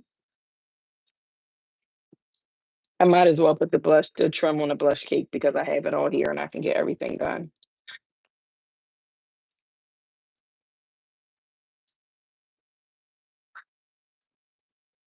This person wants a too much. No, that's not that one. Sometimes it's like when you let customers put notes in and then you go back and read them, it's like, oh, what? Yes, ready for pickup. So excited. So that's all done. Blue icing on the outside, did that. More teal, please. I also want the Leo sign in the middle of the cake. So she asked for, you can choose on my website, right? So this is how you can order on my website. So I have certain cakes that are like kind of like your thank you, Kizzy, that are kind of like easy cakes. So like all of these were just ordered on a website. I didn't need to do like a special thing.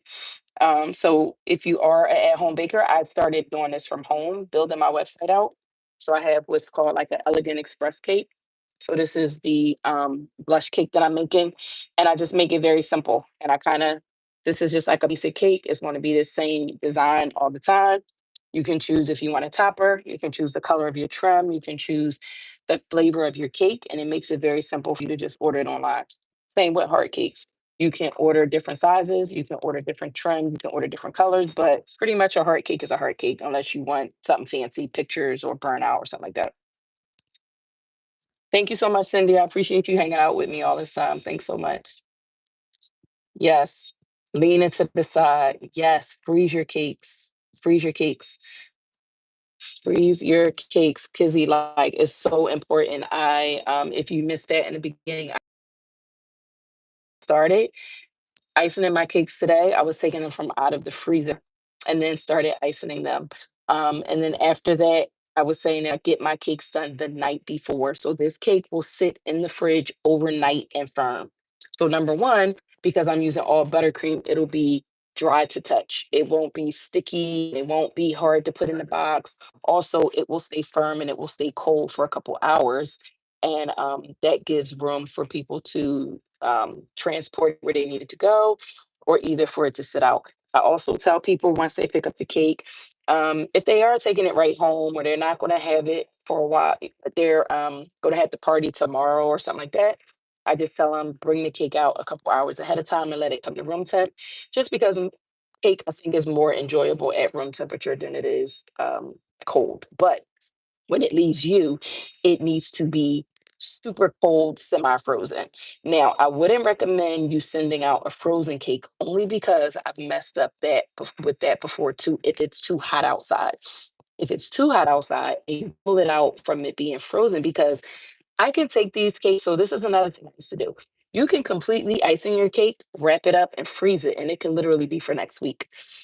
But you need to pull it out and let it be in the refrigerator, because if you take it out the freezer and you take it out into the 90-degree hot and humid heat, it will build up condensation and then you'll have a wet cake and you also don't want that. So if you're freezing your cakes, make sure you take them out, put them in the refrigerator so that they can just get firm from the fridge and then let your customer take it. Okay. Because you don't want them to have a wet cake either. That has happened to me in the past. And then if you have like a dark color, now the color is running is a mess. Is a mess. So don't do that. All right. All right. Let's look at what we got going on here so I could finish up these cakes. All right. Oh, she wants the She wants the Leo sign and a birthday topper, and she kind of can't get both a heart cake because it's not enough space. She only ordered a 6-inch cake. But I'm gonna go with the Leo topper because I remember we messaged back and forth, and her having the Leo sign is what was most important. So we'll do that. And I need to look at the Leo sign. I think it's just kind of like a division sign back in the day. I'm gonna have to check it out.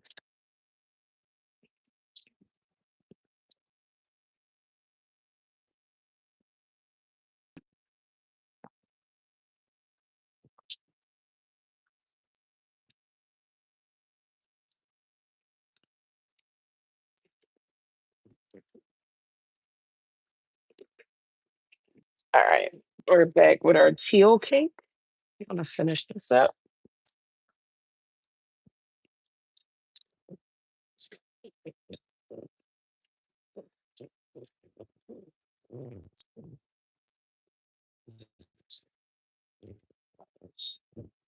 And off our board.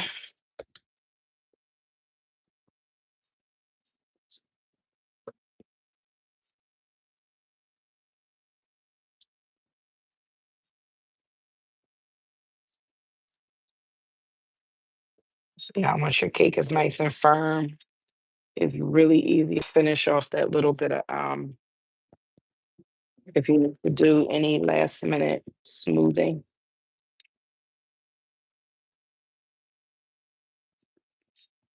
Mhm. We're good to go on the smoothing. Finish this top off. Mm.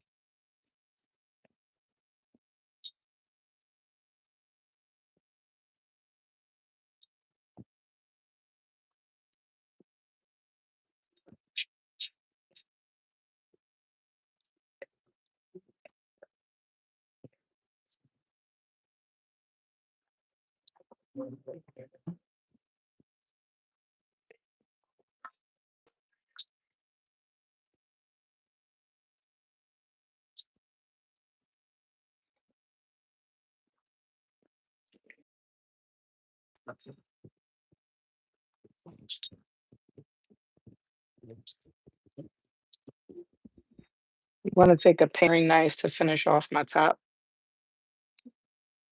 because I had it in the freezer. So a great way to get those nice even edges if you just hold it flat. You can like literally cut off the buttercream off the top, and then you'll have a nice flat top. And this is kind of how I finish off the top sometime if I have time to put it in the freezer.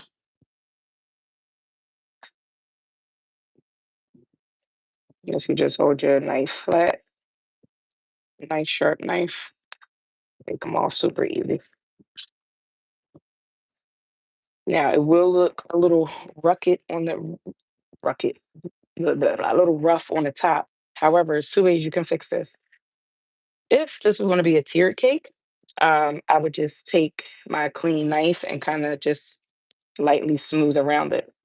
Now, because I am going to put a border around this, because this is like a heart cake. I really don't need to do that because the border is going to hide it. But I'll show you. I would just take a knife and just kind of lightly go around the top. And because it's kind of like in that frozen state, it's just going to kind of flatten it for me. And now I have like the um, perfect sharp edge.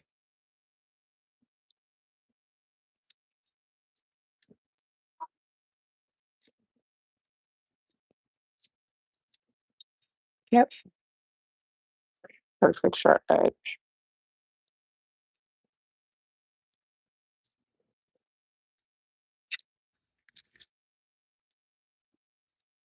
See a little spot. I feel like there's a little back here.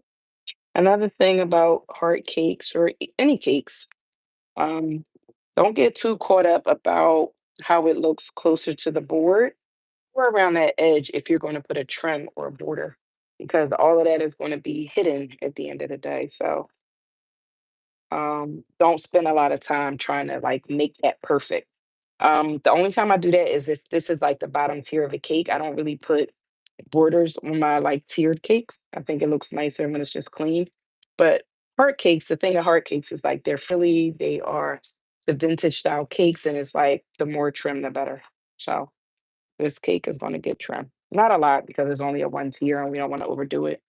But we definitely want to give it vintage heart cake vibes.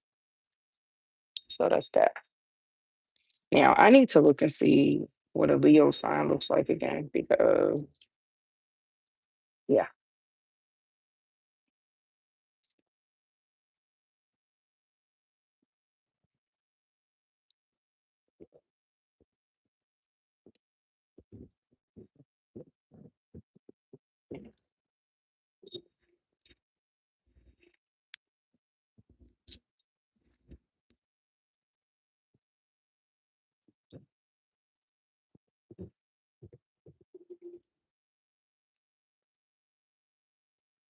I think we need to make a little bit more teal.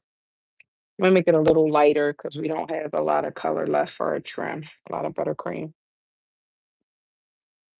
So instead of trying to match the color up, it's very hard to like match a color up once you've already made it. And if you were on here, we kind of like just went on a whim with this one. So I'm gonna just make it a little bit lighter so it can still keep that same um color theme. Now just add a little bit of white and then the trim will just be a little lighter, which is gonna look really pretty.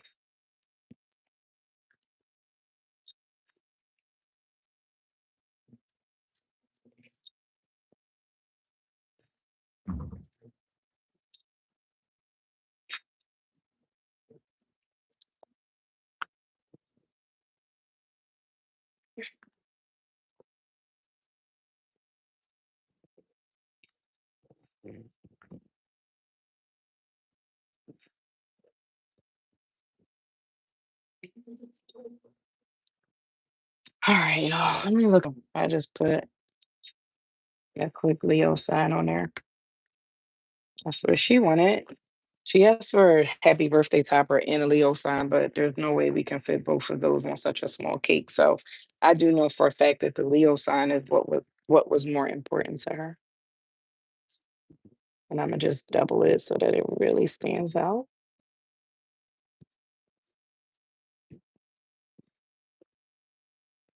Noise. And then, all right, trim.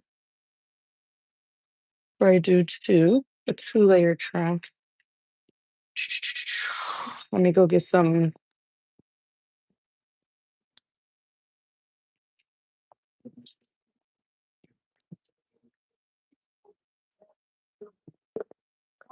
Oh, chocolate caramel, salted caramel cake sounds good.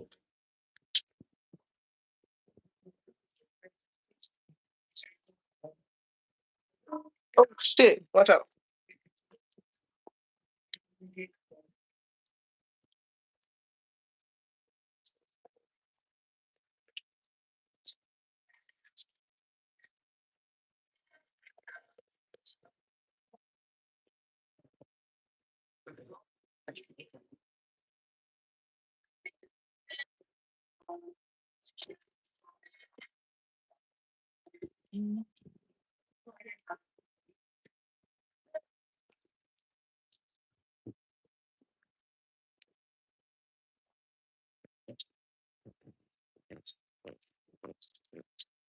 Had to go get some tips. I forgot to get bags. I'm not going back. I'll use these. Um,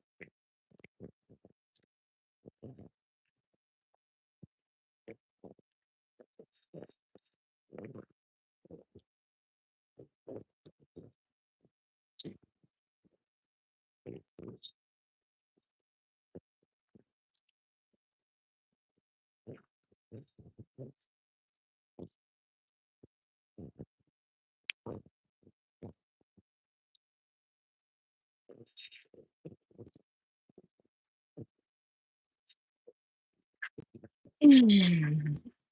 Okay. Another bag.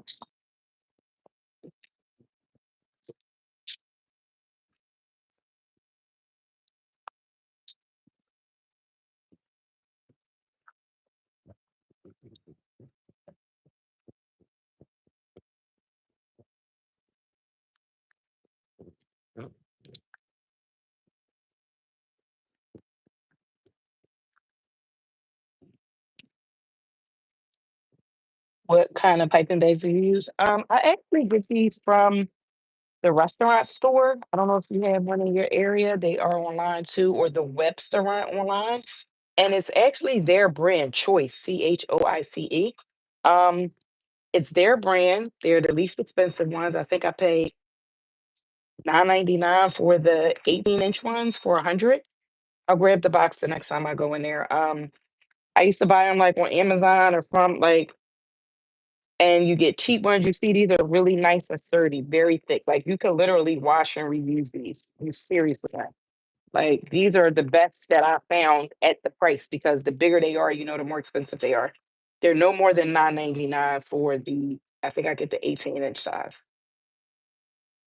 And the restaurant store, if you don't have one in your area, they're also online, and it's called Webstaurant online. Some things are online, some things are in store. So I do order online as well. Ooh, gotta burp your bag. Did you see that? Like, get the air out of it. I didn't do it.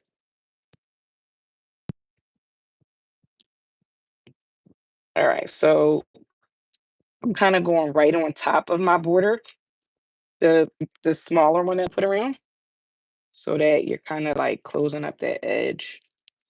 And then I always go back to here and bring it this way so that it matches. And then I'm over top of it and I can see. Because if you do it from side, sometimes you won't. And then I kind of bring it in that way to give it that heart shape, obviously. And there we go. A monochromatic cake, all one color. Go in around the edges down the bottom. Put a little bit more icing in here. Give us a border on the bottom. And because this is just a one layer cake, it's one of our smaller cakes. I'm not going to overdo it on the trim because the cake isn't that big. And I feel like if you overdo it, that makes it look not so nice. So you don't want to do that.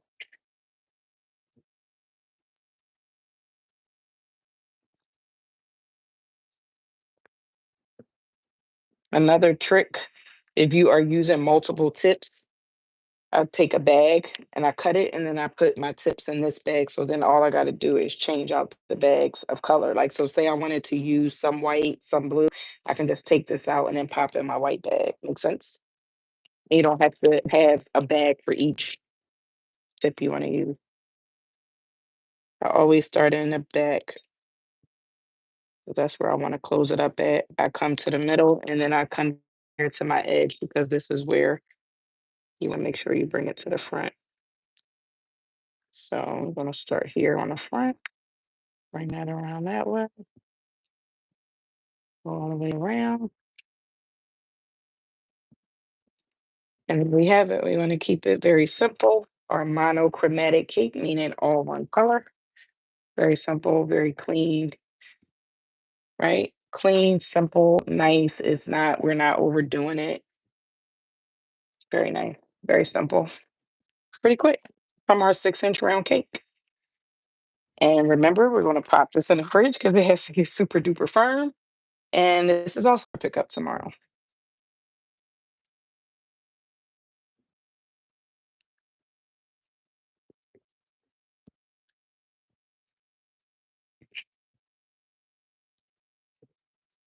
Um,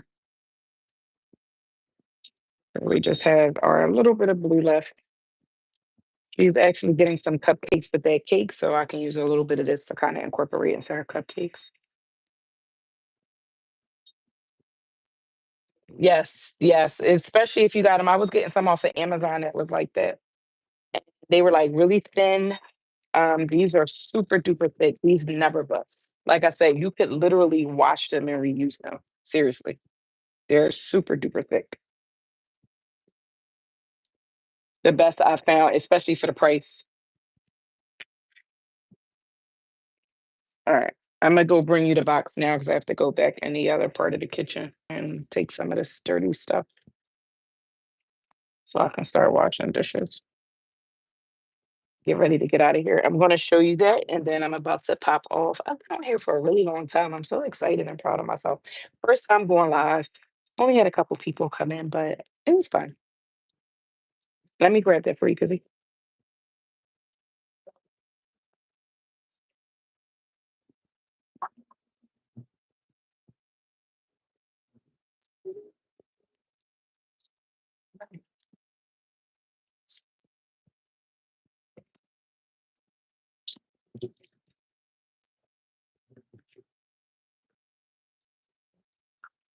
So this is the brand choice.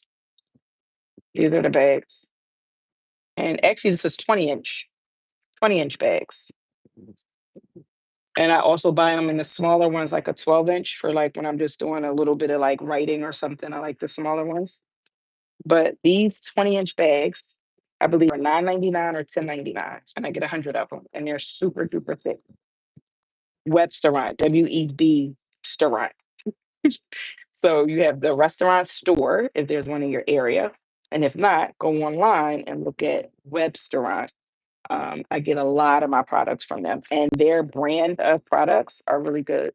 I get most of my cake pans from there, my bags. I had a lot of my stuff from there. Um, Even like my some of my fillings, my containers that I use for our puddings,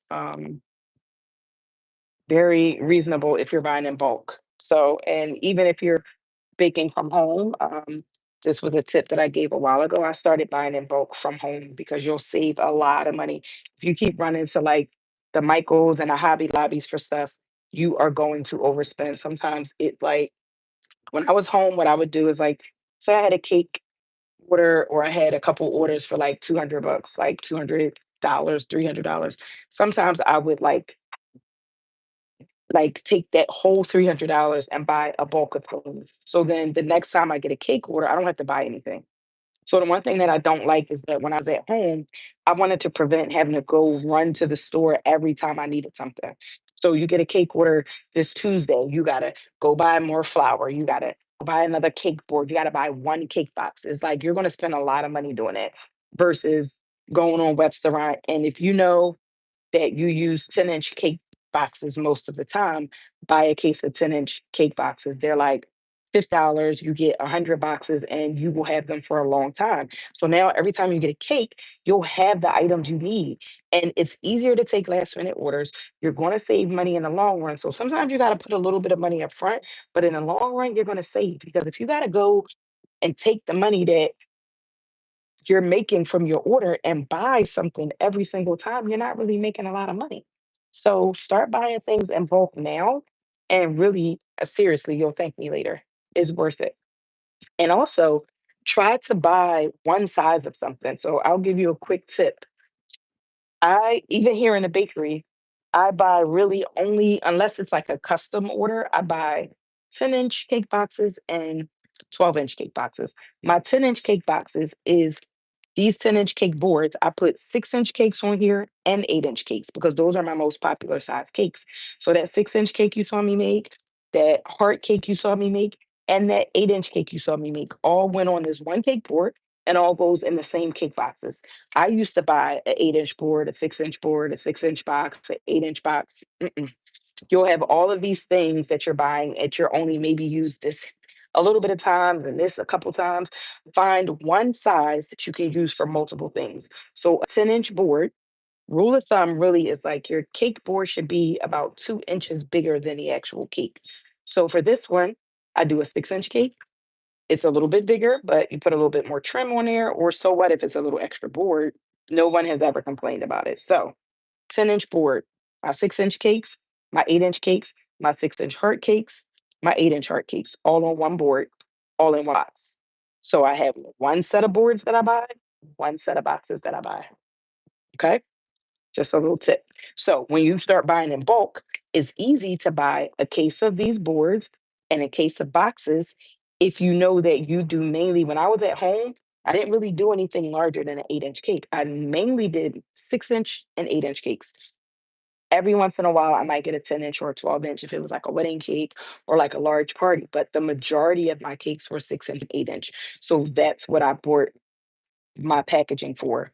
And I would buy one size and buy a case of them. So when I got a cake, I didn't have to try to run to the store or run to the Walmart or run to the here to buy a cake board or a cake box. I already had it. So I hope that helps. So I'm going to say goodbye. Thanks so much for hanging out. Please subscribe to my channel. I'm going to be doing way more content, coming on live way more because this was exciting and I had fun. So thanks.